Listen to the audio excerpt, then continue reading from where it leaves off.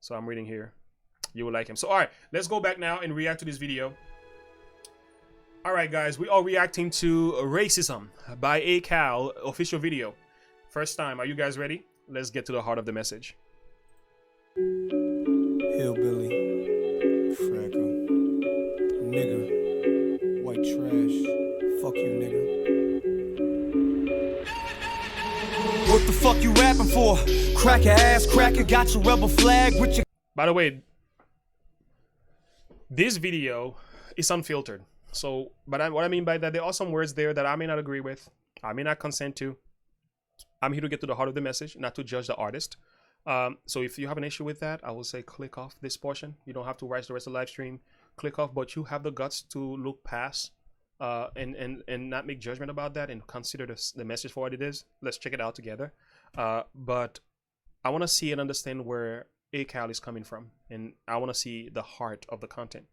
So let's move on. What the fuck you rapping for? Cracker ass cracker, got your rebel flag with your camo hat backwards. Stains on your shirt with your fucked up teeth. Piece of shit truck broke down middle of the street. Old lady bitching in the passenger seat, smoking like a chimney. Kids in the back can't breathe. Got a kid on her lap, smack his ass if he speaks. Always wearing white beaters cause her ass getting beat. Okay, that's white trash, but what about a hillbilly? So he's talking about the character of, sounds like what I listened to earlier today by Tom McDonald, White Trash, and with Mad Child, powerful song, the way these guys did that. So he seems like this is a continuation of that in a way, in essence. It has some level of connection, but he's describing characteristics here in a way of white trash. I hate to call anybody a white trash, by the way. I'm saying that loosely. But anyway, let's go. I want to see where he takes it though. Redneck motherfucker, never even near a city. Out in the woods, hunting deeper than the wolves. Get that big old buck, bring them home, eat until they full. Or they out in the shed, on the side drinking shine. Old lady bitchin', better bring your ass aside. It's way past 9, you been drinking all night. Gotta get to work on time, up before the sun rise. Okay, that's what he's doing here. He's actually calling out some very evil practice from... He's particularly addressing certain men. He's addressing certain men that are not behaving correctly. And the first class he's dealing with are those he referred to as white trash. And he exposes their behavior as people who are just not being responsible. They are not taking care of business. They are not taking care of the girls. They are hooked up on everything else, you know, hanging out with their friends, smoking and drinking and all of that, neglecting the home. So that's kind of what he's doing. He's exposing and calling out the sins, I'm gonna say, the sins of these men. Past 9, you been drinking all night. Gotta get to work on time, up before the sun rise. They call me redneck, white trash, say it back. I don't care, kiss my ass. I don't care, kiss my ass. They call me redneck, white trash, say it back. I don't care, kiss my ass. I don't care, kiss my ass. They call me redneck, white trash, say it back. I don't care, kiss my ass. I don't care, kiss my ass. They call me redneck, white trash, say it back. I don't care, kiss my ass. I don't care, kiss my ass. What the fuck you rapping for? Nigga ass nigga, got your sagging pants. It switched now from the white trash to addressing the N-word. I'm gonna use it, the niggers, right? the nigga. So he's talking about, so he addresses the sins of men that he refers to as white trash, who are being irresponsible. And then he is now transitioning to, I would say, black men, but he refers to them as niggers. But in essence, he's describing their behavior in connection to the word. Very intelligent move. And I want to acknowledge there is nothing racist about this video. And I think this could be misunderstood very quickly. It seems as though he is coming as if he's racist, but he's not at all. And I'm pretty sure a lot of people takes notice of that. But what he is doing, he's actually talking about characteristics here of individuals. And he puts a title on them. And then he describes the characteristics of these two classes. But he is no way trying to say, I hate you because you're either a white trash, or I hate you because you're a nigga. He's not saying that. But rather he's dealing with behavior, irresponsibility, and wrongs that, you know, people are doing. So that's what I'm picking up. I'm hoping I'm right. He's stereotyping in a way. Yeah, he's exposing stereotype we fall back on. Got it. He's exposing stereotype we fall back on. Yeah, I like that. You're right. With your ass hanging out the back, hanging out in front of liquor stores selling crack, just so you could put some 24s on your Cadillac. Baby mama bitchin', you ain't Yo, but he's not lying though. We I know the black community, we do that. We do it. You know what I'm saying? So yeah, it's like don't have a place to live, living in one bedroom. I mean, I lived in New York, in Queens, New York, and you know, like very close to 50 Cent, by the way. I lived very close to 50 Cent before he became famous. But yeah, you will see young men just driving amazing looking cars, man. But they live in their mother's basement. But their cars and spinners and everything, you know, and some of them, they don't even have a job. Sometimes you wonder, how do you not have a job and you have a car? I know. Anyway, I'll just stay quiet. It's not my business, right? taking care of business. All you do is smoke weed, run around with other bitches, and you can't keep a job cause you in and out of prison. Guess it must be Trump's fault cause you making bad decisions. It must be Trump's fault because you're making bad decisions. He makes sure he found a number of black men and he puts in that video. So nobody can come around saying he's racist. No. These people know who he is. He's not racist at all. He is just stereotyping and putting this label where they really belong. He's addressing a lot of things here that the black community do struggle with. And I think sometimes we are told, to be a victim of our society, to have this victimized mindset. And he's not for that address at all. He's kind of calling things for what they really are and putting his finger on the sense of and stereotyping certain classes as they really are in their behavior. That's about niggas, but what about black folk? Raise their kids right every night, mom and dad are home, hunting for a job, not crying about a privilege, crying out to God, stop the violence where we live in. Fuck it though, you a nigga and I'm just a cracker. They pin us against each other, sit back and they watch it happen. In the hood they selling crack and killing over shoes and jackets. In the trailer park they fuck. That is so true though. It happens. It happens. Come on, man. I lived in Queens, in New York, Queens, New York. I lived in Brooklyn, New York, and then I moved to Pennsylvania in 2006. So in these neighborhoods, I have to admit, I've seen all of that, man. I had to walk very carefully. And I'm going to be honest, man. Like, even being a black man, living among black men, I was very afraid all my life, every day. I was very afraid. I used to take the A train to go to school in Queens. I used to go to John Adams High School. I remember being 16 years old, more than once, that a young black man who doesn't even know me will come in my face and tell me, "What are you looking at?" Not so nice. I'm just being nice by saying it. There was a lot of F word, N word attached to that statement.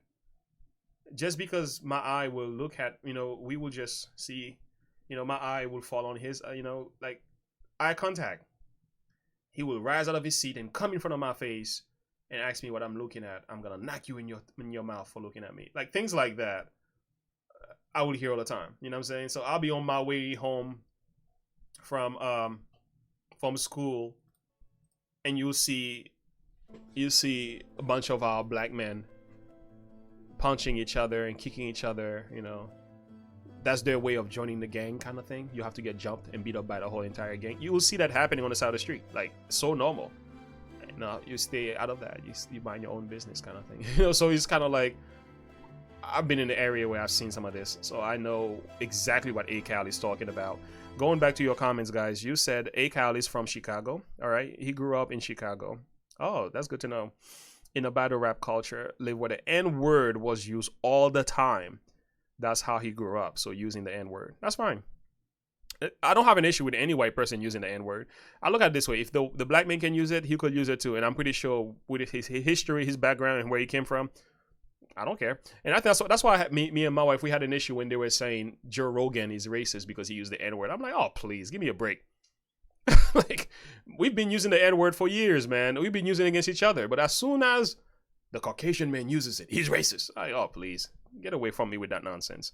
But I do believe we kind of have to be careful how you use that. If you're using it to either speak about someone or to speak to someone, not to degrade their value, I think you should be careful how you go about using it. But But nevertheless, to say that because a person uses the N-word, a Caucasian man uses the N-word is racist, to me, that's pure nonsense. You have to tell me more than that.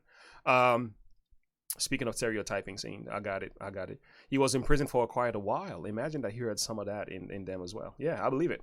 I believe those that were all his friends and his acquaintances. Think of the white guys in the N part was actually brutally murdered a few years after the video. No relation, I don't think. Wow. You're kidding me. Wow. Yeah. Anyway, let's go back. Let's finish the content here. Yeah, what he's describing the neighborhood and how our community behaves, the ghetto and everything. And I have to say, you ask me which class of people do I feel safer among, and I'm not trying to be a white Uncle Tom, a white sympathizer in any way. No, I feel safer among white people. I ain't gonna lie. I lived in New York. I'm telling you, every day it was a problem. Every day. I've lived in buildings where we had to walk and go up the stairs. I'm smelling weed. I'm smelling drugs. I'm hearing curses, cursing words. It's a whole bunch of them all the time. And I try to stay away from that as much as I could since I was young. But every day it was more like a concern. I just didn't know when I was going to get jumped. You know, it never happened, thank God. But I didn't know when I was going to get jumped, disrespected. You know, it was a problem, man. I'll tell you something. So, yeah. But I've lived among Caucasian folks. I never had to deal with these fears. Never. I've been called the N-word before and things like that. But to the point where I'm afraid that they're gonna kill me or they're gonna put a noose around my neck. No, not me. And they watch it happen. In the hood they selling crack and killing over shoes and jackets. In the trailer park they fall apart, a bunch of Mac addicts. They call me redneck, white trash, say it back. I don't care, kiss my ass. I don't care, kiss my ass. They call me redneck, white trash, say it back. I don't care, kiss my ass. I don't care, kiss my ass. They call me redneck, white trash, say it back. I don't care, kiss my ass. I don't care, kiss my ass. They call me redneck, white trash, say it back. I don't care, kiss my ass. I don't care, kiss my ass. Oh man, that was amazing. Absolutely amazing. He's addressing many things here. He's dealing with some characteristics, some stereotypes and many things. Yeah, man. Some people may get really offended by this video, but not me. I get the heart of the message. I know exactly what he's trying to do. There is nothing racist about this content at all. Yeah, man. So what do you guys think? Was this an amazing video? I agree. I think this was an absolutely amazing video. Well, it took me a while to get to it. I've been wanting to get to it though. It took me a while to get to it, but finally here I am. Love it, man. Love it. He is exceptional artist, and him with Tom McDonald together, boy, it's a powerful group, man. Yeah. So how you guys doing? Let me see what's going on in the chat room here. Yeah. Ratio is a construct, right? And we need to stop being labeled on ourselves and putting label on ourselves, right? And others. That's right. Stop checking those boxes. I wish I had done a long time on all the 44 70s that I have filled out. Yeah. Yes, he is. He was in prison. Yeah, guys. Thank you so much for helping me checking out this content. By the way, I can do one more reaction based on your request. We have about maybe 15 more minutes before we bring this video to this live stream to an end. And I just want to publicly thank you for those who have financially supported the channel, and for those of you who have been encouraging, sending those emails and phone calls and so on. I want to say thank you for yous. So is there a particular song that you guys would like me to react to? Before we bring this to a close, I would like to take one more song.